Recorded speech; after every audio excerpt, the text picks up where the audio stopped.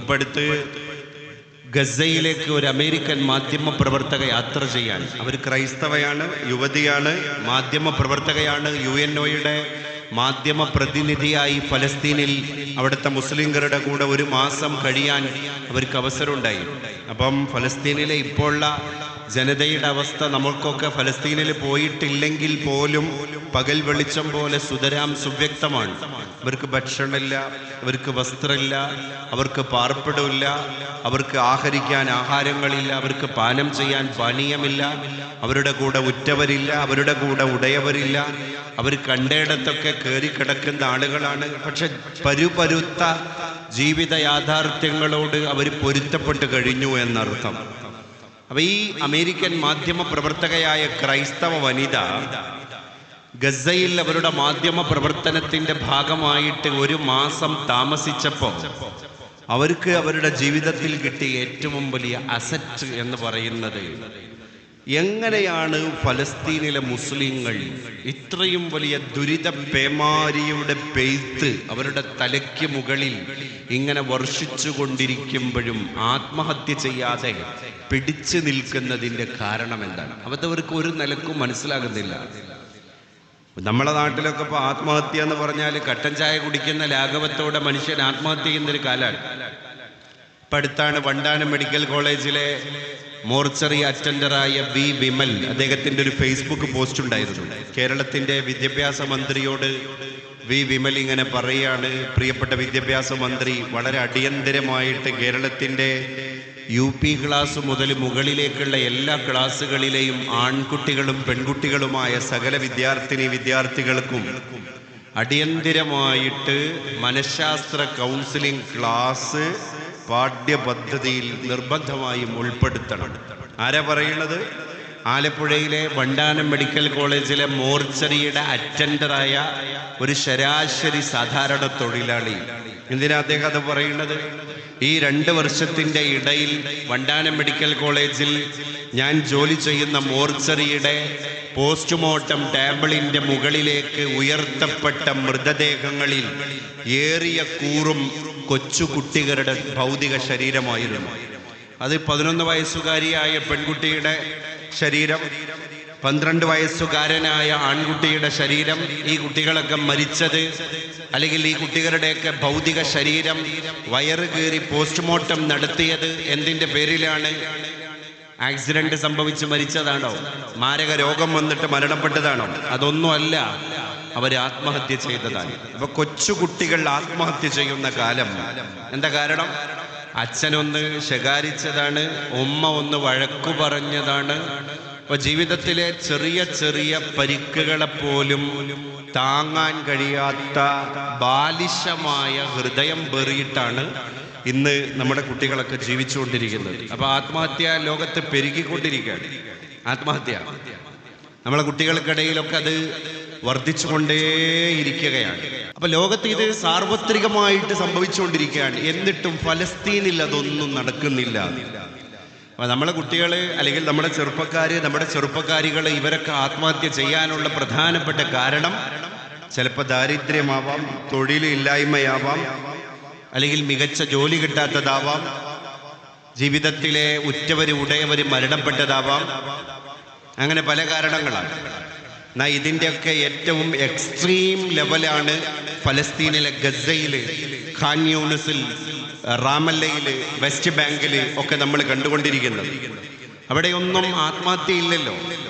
ഒരു പട്ടിണി കൊണ്ടാണ് ലോകത്ത് ഏറ്റവും കൂടുതൽ ആത്മഹത്യ ഉണ്ടാകുന്നത്. എന്നാൽ പട്ടിണിയുടെ ഏറ്റവും എക്സ്ട്രീമായ ഒരു വേർഷൻ നമുക്ക് കാണാൻ കഴിയുന്നത് ഫലസ്തീനിലാണ്. ഉറ്റവർ മരണപ്പെട്ടതിൻ്റെ പേരിലാണ് മലയാളികൾ അടക്കം ഉള്ള ആളുകൾ ആത്മഹത്യ ചെയ്യുന്നത്. അങ്ങനെയെങ്കിൽ അത് ഏറ്റവും കൂടുതലുള്ളത് ഫലസ്തീനിലെ കുട്ടികൾക്കാണ്. കാരണം ഉമ്മയില്ലാത്ത കുട്ടി, ഉപ്പയില്ലാത്ത കുട്ടികൾ അല്ലേ? എന്നിട്ടും അവരൊന്നും ആത്മഹത്യ ചെയ്യുന്നില്ല. അതാണ് ഈ ഫലസ്തീനിലേക്ക് പോയ അമേരിക്കൻ മാധ്യമ പ്രവർത്തകയായ യുവതി പറഞ്ഞത്.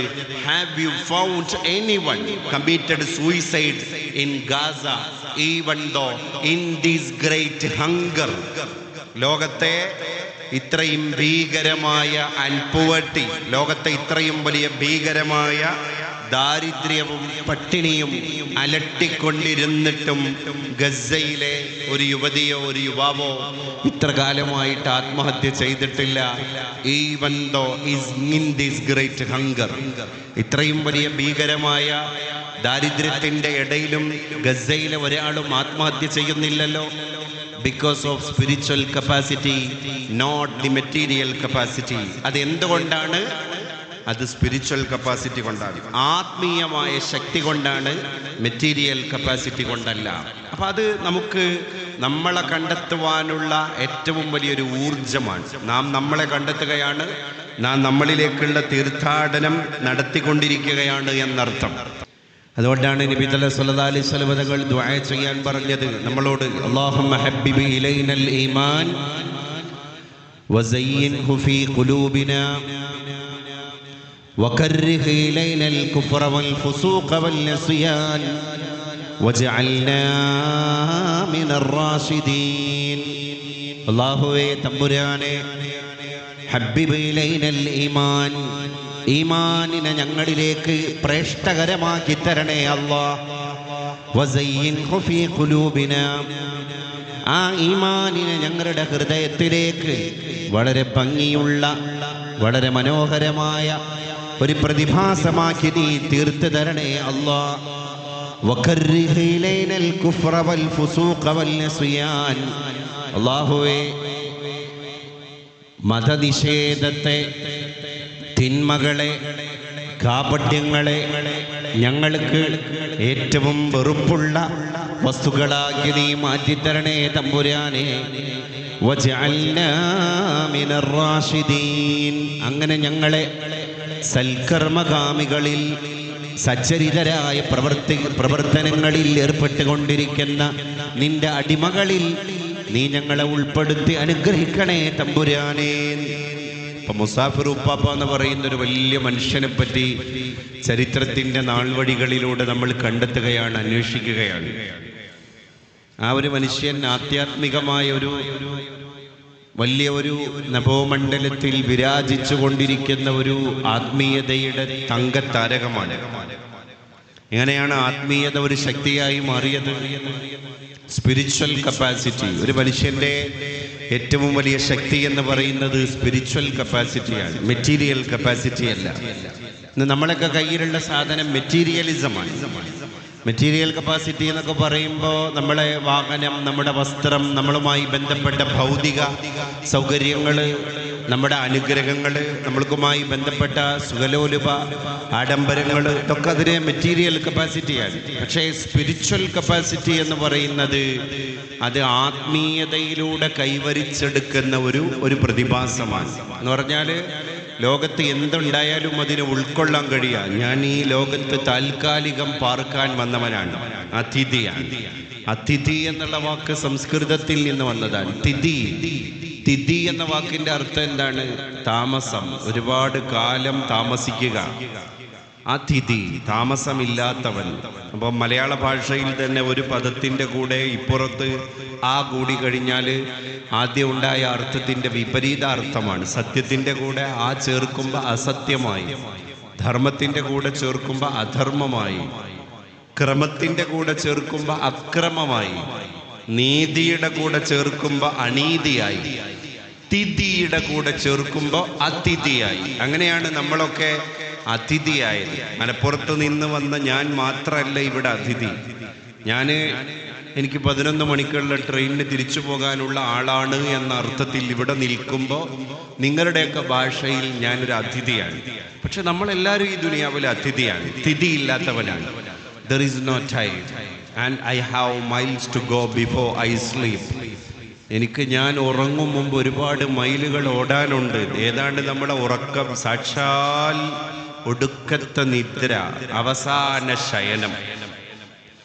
നമ്മുടെ അവസാന ശയനമാണ് അന്ത്യനിദ്ര എന്നൊക്കെ നമ്മൾ പറയുന്നത്. അപ്പോൾ ആ ശയനത്തിലേക്ക് നമ്മൾ എത്തുന്നതിൻ്റെ മുൻപ് and I have miles to go, ഒരുപാട് മൈലുകൾ എനിക്ക് താണ്ടാനുണ്ട്. ആ മൈലുകൾ താണ്ടാനും മറ്റുള്ളവരെ കാണാനും ഉൾക്കൊള്ളാനും എല്ലാവരോടും ഒരേ പ്രകൃതത്തിൽ പെരുമാറാനും ഒക്കെ നമുക്ക് ശക്തി പകരുന്ന ഒരു പ്രതിഭാസത്തെ പറ്റിയാണ് ഞാൻ നേരത്തെ പറഞ്ഞത്. മുസാഫിർ ഉപ്പാപ്പയൊക്കെ ഉണ്ടാക്കിയെടുത്ത ആ ഒരു കപ്പാസിറ്റി, അതാണ് മെറ്റീരിയൽ കപ്പാസിറ്റി അല്ല, അത് സ്പിരിച്വൽ കപ്പാസിറ്റിയാണ്, ആത്മീയമായ ശക്തി.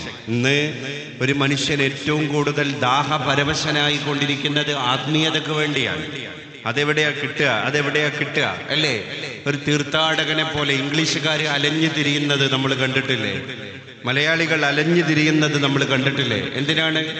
ഒരിറ്റു സമാധാനത്തിന്, ഒരിറ്റു ശാന്തിക്ക്, ഒരു തുള്ളി സ്നേഹത്തിന് മനുഷ്യൻ ഒരു പാന്തനെ പോലെ, ഒരു പഥികനെ പോലെ ഉഴറി ഗമിച്ചു കൊണ്ടിരിക്കുകയാണ്. അവൻ ലോകത്തിങ്ങനെ ചക്രശ്വാസം വലിച്ച് നടന്നുകൊണ്ടിരിക്കുകയാണ്. അപ്പൊ ഈ ലോകത്ത് മനുഷ്യന് ആത്മീയത ഇല്ലെങ്കിൽ അവൻ ഒരു തരം സഫോക്കേഷൻ, ഒരു ശ്വാസം തിങ്ങൽ അനുഭവപ്പെടും. ശ്വാസം തിങ്ങുക എന്ന് പറഞ്ഞാൽ ഇപ്പൊ നമ്മളൊരു ലിഫ്റ്റിൽ കയറുകയാണ്. ആ ലിഫ്റ്റിനകത്ത് നമ്മളിങ്ങനെ മുകളിലെ നിലയിലേക്ക് കയറിക്കൊണ്ടിരിക്കുന്നതിൻ്റെ ഇടയിൽ പെട്ടെന്ന് വൈദ്യുത ബന്ധം വിച്ഛേദിക്കപ്പെട്ട് അതിനകത്തുള്ള ലൈറ്റ് ഓഫായി, അതിനകത്ത് കറങ്ങിക്കൊണ്ടിരുന്ന ഫാൻ ഓഫായി, ലിഫ്റ്റ് തന്നെ 2 നിലകൾക്കും ഇടയിൽ പൂർണ്ണാർത്ഥത്തിൽ സ്തംഭിച്ചു. മുഴുവൻ ഒരു അന്ധകാരം വകഞ്ഞു നമ്മൾ ആവരണം ചെയ്തിരിക്കുകയാണ്. അപ്പൊ നമുക്കുണ്ടാകുന്ന ഒരു സഫോക്കേഷൻ, ആ ശ്വാസം തിങ്ങലിന് എന്തൊക്കെ അർത്ഥമുണ്ട് അല്ലേ? എന്താ ഇവിടെ സംഭവിക്കാൻ പോവുക? ഇനി കറണ്ട് വന്നിട്ടില്ലെങ്കിൽ പുറത്തുള്ള ആളുകൾ ഇങ്ങനെ ഒരാൾ ലിഫ്റ്റിൽ കയറി മുകളിലേക്ക് പോയത് അറിഞ്ഞിട്ടില്ലെങ്കിൽ, എനിക്ക് ഫോൺ എൻ്റെ കയ്യിലില്ല, ഒരാളെ കമ്മ്യൂണിക്കേറ്റ് ചെയ്യാനുള്ള സൗകര്യങ്ങളില്ല, അത് മിനിറ്റുകൾ കൂടുന്തോറും, ഓരോ സമയത്തിൻ്റെ ദൈർഘ്യം വർദ്ധിക്കും തോറും ഇദ്ദേഹത്തിൻ്റെ അകത്തുള്ള ഉള്ളുലക്കലുകളുടെ, ശ്വാസം തിങ്ങലുകളുടെ, അസ്വസ്ഥതകളുടെ, കുടിസിൻ്റെ, കൗടില്യത്തിൻ്റെ എല്ലാ ഗ്രാവിറ്റിയും ഇതോടുകൂടെ തന്നെ വർദ്ധിക്കുകയാണ്. മനുഷ്യനങ്ങനെയാണ്, ചെന്ന് പെടുന്നിടത്തൊക്കെ ബലഹീനനാണ്. മനുഷ്യൻ ബലഹീനനാണ്. എത്ര സാങ്കേതിക വിദ്യകൾ നമ്മുടെ കയ്യിലുണ്ടെങ്കിലും മനുഷ്യൻ ബലഹീനനാണ്. ബലം ഹീനമായവൻ. അപ്പൊ ബലം കിട്ടിയവൻ ആരാണ്? ബലം തിരിച്ചു കിട്ടിയവൻ ആരാണ്? ലോകത്തെ ഏറ്റവും വലിയ ശക്തിയുള്ള മനുഷ്യൻ ഹൃദയശക്തിയുള്ളവനാണ്. കായികക്ഷമത കൊണ്ട് വലിയ ശക്തി നേടിയ ആളല്ല. മൽപിടുത്തങ്ങളിലൂടെ, ദ്വന്ദ്വയുദ്ധങ്ങളിലൂടെ മല്ലനായി തീർന്ന ആളല്ല. റസ്ലിങ്ങും ഗുസ്തിയും നടത്തിയവനല്ല. ലോകത്തെ ഏറ്റവും വലിയ ശക്തൻ ഹൃദയത്തെ കൈകാര്യം ചെയ്യാൻ കഴിയുന്നവനാണ്. അതുകൊണ്ടാണ് ഇസ്ലാം എപ്പോഴും നമ്മുടെ സ്പിരിച്വൽ പവറിലേക്ക് നോക്കുന്നത്. ഇപ്പൊ ബെന്യാമീൻ്റെ ആടുജീവിതം വായിച്ചൊരു മനുഷ്യനെ പറ്റി മലയാളത്തിൻ്റെ നോവലിസ്റ്റായ, കഥാകൃത്തായ ബെന്യാമീൻ പറഞ്ഞ ഒരു അനുഭവം അദ്ദേഹത്തിൻ്റെ പ്രസംഗത്തിൽ കേൾക്കാനിടയായി. അദ്ദേഹം പറഞ്ഞത്, എൻ്റെ ആടുജീവിതം എന്ന് പറയുന്ന നോവല് തെക്കൻ ജില്ലക്കാരനായ നജീബ് എന്ന് പറയുന്ന ഒരു മനുഷ്യൻ അറേബ്യൻ മണലാരണ്യത്തിൽ ജീവിച്ചു തീർത്ത അദ്ദേഹത്തിൻ്റെ പരുപരുത്ത ജീവിതമാണ്. അർബാബിൻ്റെ മസ്രയിൽ പോകുന്നുണ്ട്, അവിടെ ആടിനെ നോക്കാൻ ഏൽപ്പിക്കപ്പെടുന്നുണ്ട്. ആട് ജീവിതം നയിച്ചിട്ട് നജീബും ഒരു ആടിനെ പോലെയായി മാറുന്നുണ്ട്. അത് വായിച്ച മലയാളിക്കൊക്കെ ആ സത്യം ബോധ്യപ്പെടും. അപ്പം ബെന്യാമിൻ, ഇതിൻ്റെ ഓദർ ബെന്യാമിൻ തന്നെ പറയാണ്, ഞാൻ എൻ്റെ ആടുജീവിതം എന്ന് പറയുന്ന നോവൽ എഴുതിയതിൻ്റെ പുറത്ത് എനിക്കുണ്ടായ ആഹ്ലാദം, ആ നോവലിന് കേന്ദ്ര സാഹിത്യ അക്കാദമി അവാർഡ് കിട്ടി എന്നുള്ളതോ അല്ലെങ്കിൽ മറ്റുള്ള പുരസ്കാരങ്ങൾ അതിനെ തേടി വന്നതോ എന്നതല്ല. അതിനേക്കാൾ ഉപരി എനിക്കുണ്ടായ സന്തോഷം അതൊരു മലയാളിയായ മനുഷ്യൻ്റെ ജീവിത സത്യമാണ്. അതെന്താണ് എന്ന് എല്ലാവർക്കും അറിയാനൊരു ആകാംക്ഷ. അപ്പൊ അദ്ദേഹം തന്നെ പറയാണ്, എൻ്റെ ആടുജീവിതം ഒരു മനുഷ്യനെ പുതിയ ജീവിതം കൊടുത്തു എന്ന സത്യം. അതെന്താണ്? ഒരു മലയാളി ചെറുപ്പക്കാരൻ, അദ്ദേഹം കുടുംബത്തിൻ്റെ കൂടെ അങ്ങനെ ജീവിക്കുന്നതിൻ്റെ ഇടയിൽ സാമ്പത്തികമായ വലിയൊരു പരാധീനത വരുന്നു, കടക്കണിയിലാകുന്നു, ബാങ്ക്രപ്റ്റ് വരുന്നു. അങ്ങനെ അയാൾ മാനസികമായിട്ട് അപ്സെറ്റ് ആകുന്നു, മൈൻഡ് ഔട്ടാകുന്നു, മാനസികമായിട്ട് തകർന്നടിയാണ്. അങ്ങനെ അയാൾ ഭാര്യനോടും മക്കളോടൊന്നും പറയാതെ ആത്മഹത്യ ചെയ്യാൻ തീരുമാനിക്കാൻ. നമ്മൾ ഫലസ്തീൻ്റെ കഥ പറഞ്ഞു. ഇത്രയും ദുരിതങ്ങൾ ഉണ്ടായിട്ട് ഫലസ്തീനിൽ ഒരു കുട്ടി പോലും ആത്മഹത്യ ചെയ്തിട്ടില്ല എന്ന കാര്യം പറഞ്ഞെടുത്ത് നമ്മൾ ഒരു ചെറിയ പ്രശ്നം ഉണ്ടാകുമ്പോഴേക്ക് ആത്മഹത്യയെപ്പറ്റി ചിന്തിക്കാൻ. അതിൻ്റെ ഒരു ഭാഗം കൂടിയായിരുന്നു ഈ മലയാളിയായ ചെറുപ്പക്കാരൻ. അങ്ങനെ അദ്ദേഹം ആത്മഹത്യ ചെയ്യാൻ തീരുമാനിച്ചു ഉറപ്പിച്ചതിൻ്റെ അടിസ്ഥാനത്തിൽ ഭാര്യയോടും മക്കളോടും പറയാതെ അങ്ങാടിയിൽ പോയിട്ട് അദ്ദേഹത്തിന് ആത്മാഹുതി നടത്താൻ ആവശ്യമായ വിഷപദാർത്ഥങ്ങൾ ഒരു പൊതിയിൽ അടക്കം ചെയ്ത് അദ്ദേഹത്തിൻ്റെ വീട്ടിലെ അലമാരിയിൽ അദ്ദേഹം ഭദ്രമായി പൂട്ടിവെച്ചു. എന്നിട്ട് അദ്ദേഹം ഇങ്ങനെ മനസ്സിൽ കരുതി, നാളെ പ്രഭാതം പൊട്ടിവിടർന്നു കഴിഞ്ഞാൽ അവ്വല് സുബഹിക്ക് ഞാൻ വെറും വയറ്റിൽ ഈ വിഷപദാർത്ഥങ്ങൾ അകത്താക്കിയിട്ട് ഈ ലോകത്തോട് വിട പറയും, എനിക്ക് ജീവിതം മടുത്തു എന്ന് ശപഥം ചെയ്തിരിക്കുകയാണ് അയാൾ.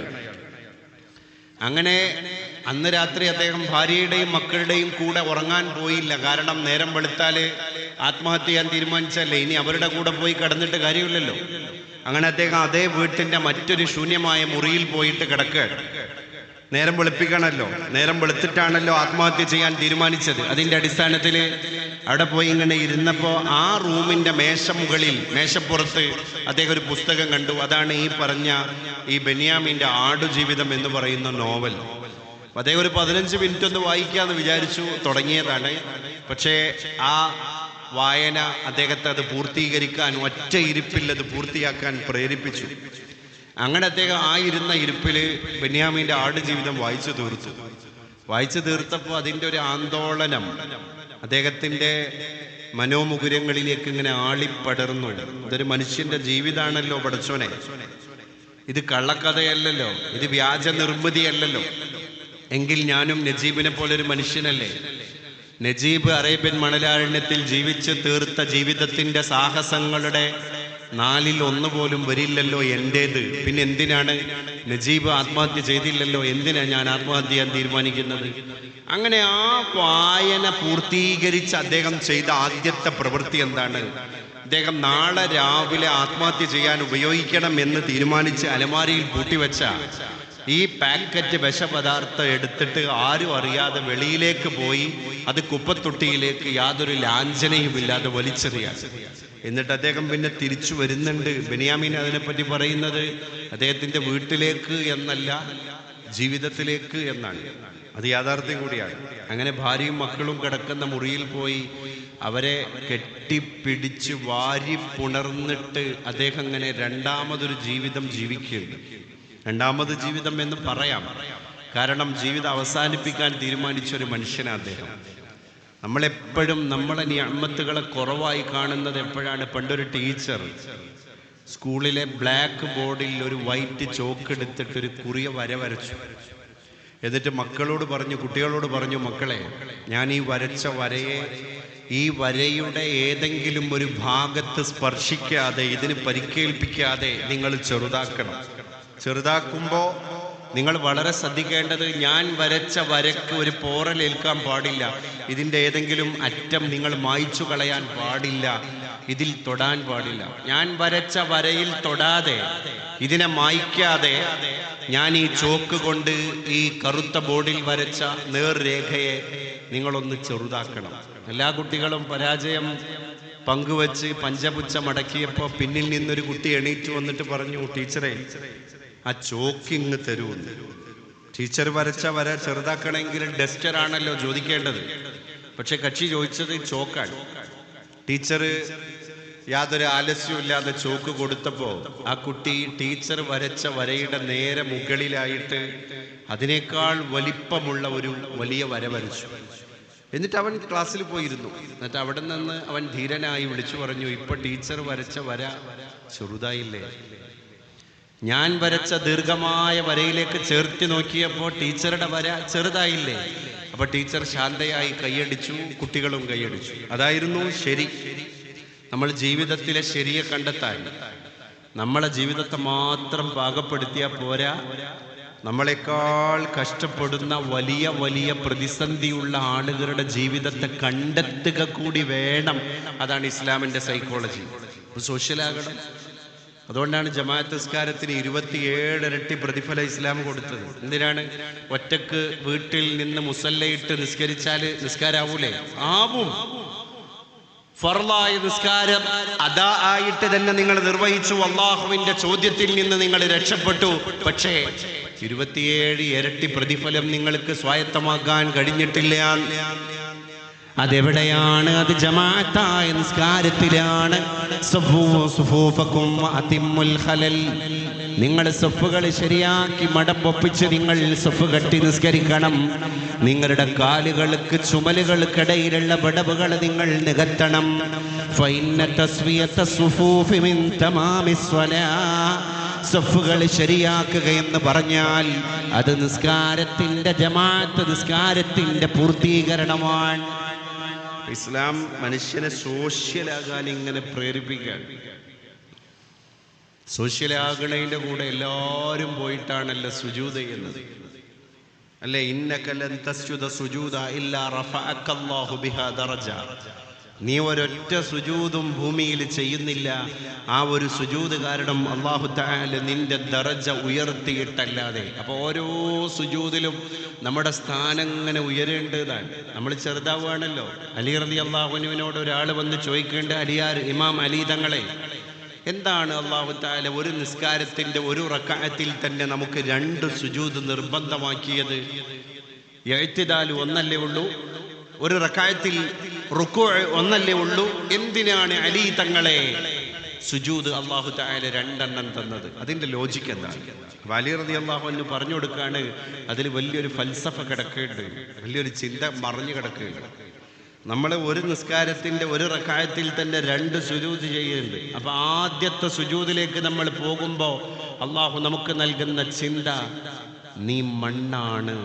അപ്പൊ അള്ളാഹു നമുക്ക് ജീവൻ തന്നിട്ടില്ല, നബിയെ പടക്കുന്നതിന്റെ മുമ്പുള്ള മണ്ണാക്കി നമ്മളെ മാറ്റിയ അവസ്ഥയെ നമ്മൾ പഠിക്കാനാണ് അത്ര ആദ്യത്തെ സുജൂദ്. അതൊന്ന് മണ്ണാണ്. ആ സുജൂദിൽ നിന്നുള്ള ഉയരൽ ദുനിയാവിലേക്ക് നമ്മൾ വന്നു എന്നുള്ളതിന്റെ സൂചകമാണ്. രണ്ടാമത്തെ സുജൂദിലേക്ക് അതേ റക്അത്തിൽ തന്നെ നമ്മൾ പോകുന്നത് നമ്മൾ ഖബറിലേക്ക് പോയി എന്നുള്ളതിന്റെ സൂചനയാണ്.